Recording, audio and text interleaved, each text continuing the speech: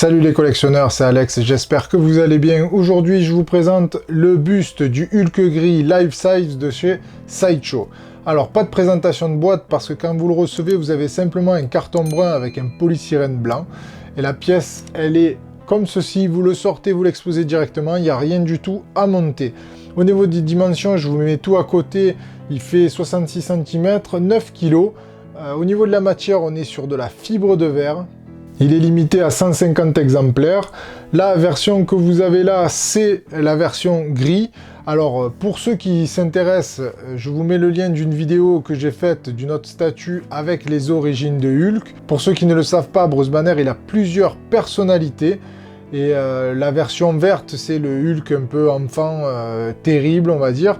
Et le Hulk gris, c'est le côté adolescent, sauf qu'il est doté d'une certaine intelligence. Et dans le run de Peter David et Del Quan, dans les années 90, il y a un retour du Hulk gris où il se fait appeler Joe Fixit et il est il est homme de main de la mafia.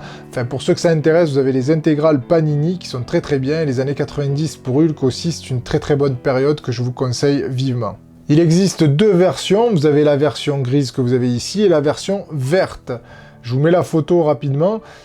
C'était pour moi une première. Je suis pas du tout attiré par les bustes à la base, mais je dois avouer que lorsque je l'ai déballé, il y a quand même quelque chose. C'est un buste qui ne vous laisse pas indifférent.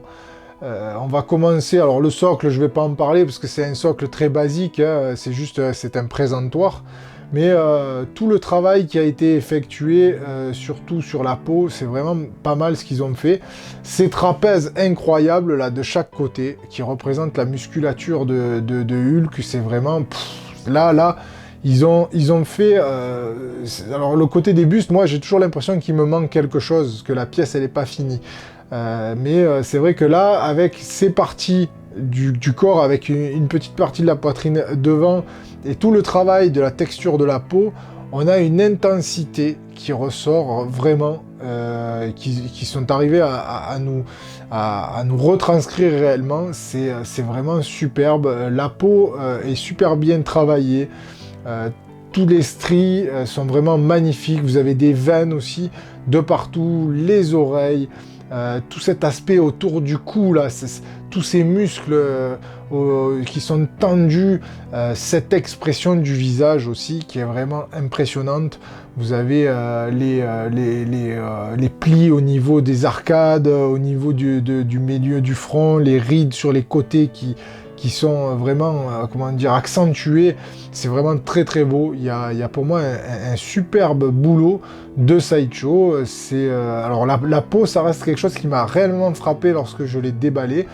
Les autres points, on va dire, qui sont moins qualitatifs, je dirais, c'est les cheveux et les sourcils qui sont peints.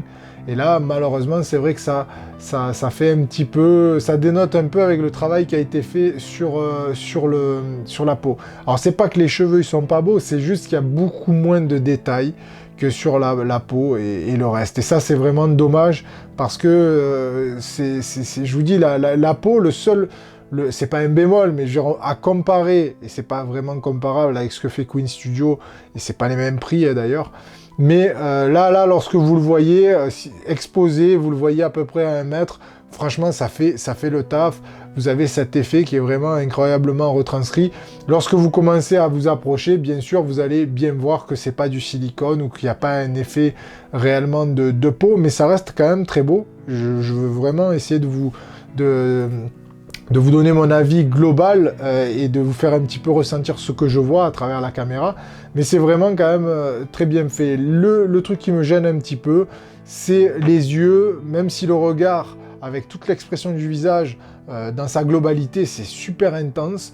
Les yeux, lorsque vous regardez, vous voyez bien que les yeux ont été peints, l'iris, il est pas hyper détaillé, et ça, c'est un petit peu dommage. Au niveau des dents aussi, toujours pareil, lorsque à l'exposition, vous le regardez à peu près à 1 mètre, oui, ça fait un petit peu l'effet, mais il y a un côté, le côté émail des dents que je retrouve pas assez, je trouve.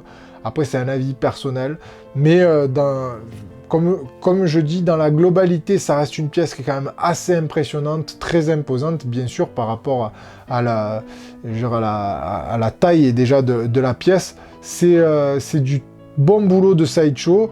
J'aimerais pouvoir le comparer réellement déjà à d'autres bustes que je n'ai pas vu. C'est mon premier buste, comme je vous disais. C'est quand même une très belle pièce. Vous avez voilà, une retranscription de la bestialité de Hulk qui est vraiment très bien faite.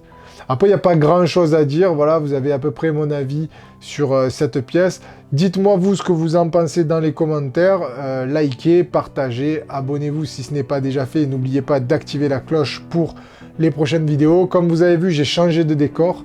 Maintenant, les vidéos, elles seront là-dedans. Ça, c'est beaucoup plus confortable pour moi.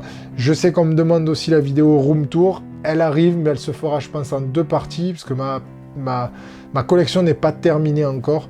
Mais ça arrive bientôt. Il y a un concours qui va arriver aussi. Et je vais vous faire gagner une statue, vous verrez, ça va être top. Je vous dis à très bientôt pour de prochaines vidéos et collectionnez bien.